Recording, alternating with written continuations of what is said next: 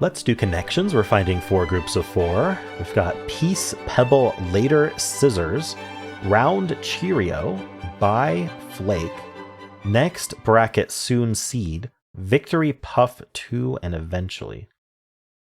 You know, Cheerio is a cereal, but it also is a way of saying bye. I wonder if these are all ways of, like, if there's 2 more ways to say bye. You know, I'm not Peace. You could say Peace and Later. Is this a red herring? The placement makes me think it might be. But at the same time, I'm going to try it. Ways of saying goodbye. Okay, so did they build the puzzle around it? Because it's not even one away.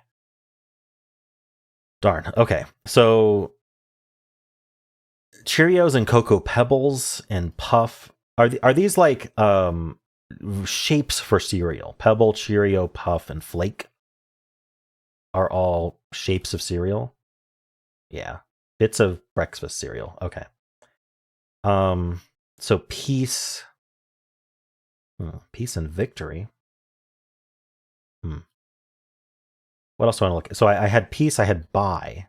What would Bye be? Are we homophoning? Maybe. I don't see how though. All right, we had Peace and Bye and Later. Later, Eventually, Soon. So these are like ambiguous time estimates. It'll be done soon. It'll be done later. It'll be done eventually. Next. I don't know if I like next, but I don't see what else would mean that. So I'm going to try this. Okay, at some future point. We're doing it next.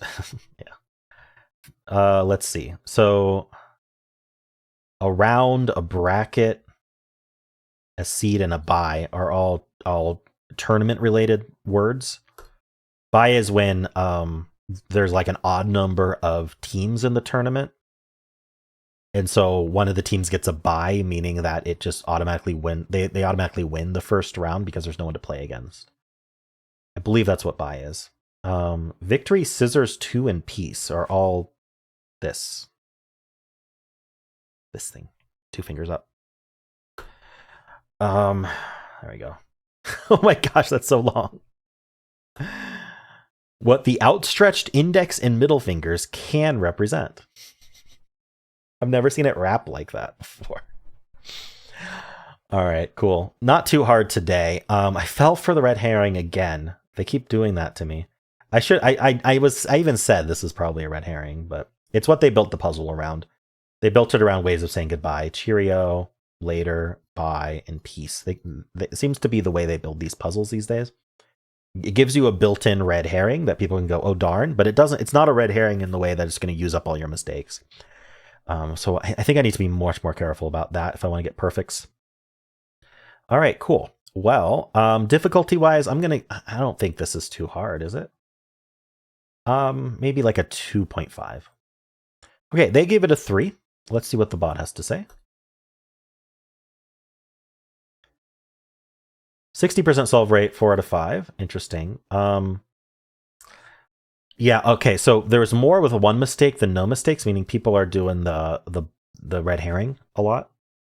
But otherwise not really struggling too much after that, although there are still 40% of people didn't finish. So let's see what's going on there. I was 1 in 165. So that's a pretty non-unique board considering the first guess was a mistake. So that means a lot of people are making that mistake first. I'm not alone.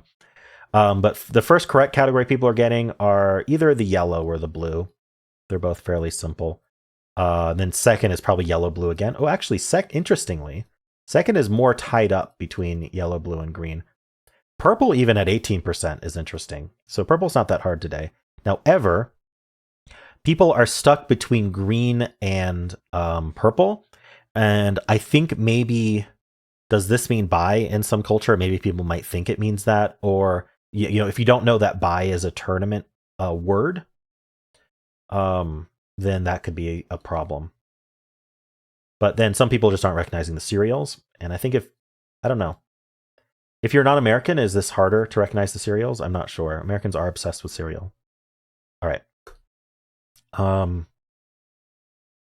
Seed could go with cereal. I understand that completely. These are ways of saying goodbye. That's what they built the puzzle around. Putting victory in with brackets makes sense. March Madness elements, that's fun. Goodbye phrases. Oh, see you soon. Okay, people trying that. Interesting. Words associated with games. Peace, scissors, buy, too. This is a really common mistake, and I called that out, that would be a common mistake. Okay. Interesting. Are there more of purples with just a random other green in it? I think so. People are just trying to figure out green purple. They're just not getting it. Makes sense. All right. 25% of players did this guess first. There you go. And then I don't know. Let's see. Let's look at, mistakes are more interesting than what are people getting next. Later, cheerio, by soon. So trying soon in there. If you don't notice, so if you do this first and then you don't notice it wasn't one away, you might try putting soon in, I guess. But you shouldn't, because you should notice it wasn't one away. All right. Cool. And then, yeah, just trying to pick apart green and purple can be difficult if you don't have the right knowledge. All right, cool. Well, how'd you do? Let's do the mini crossword for Wednesday, October 16th. Let's go. What changes often in this clue? Caps, maybe? Case? Maybe case. Natural boundary between France and Italy. The Alps. Total displayed on a running app. Total displayed on a running app. Steps, maybe? Embattled Mayor Adams. I don't know. Knowledgeable person hit. I think the mayor is that the mayor of New York City. I saw some stuff about that, but I don't remember his name.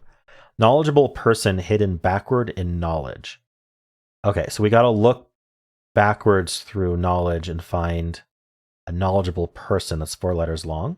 So it's not EGDE, it's not GDEL, it's not DELW, it's not ELWO, it's not LWON. Is it a wonk then? Okay. Capital city on the Nile River.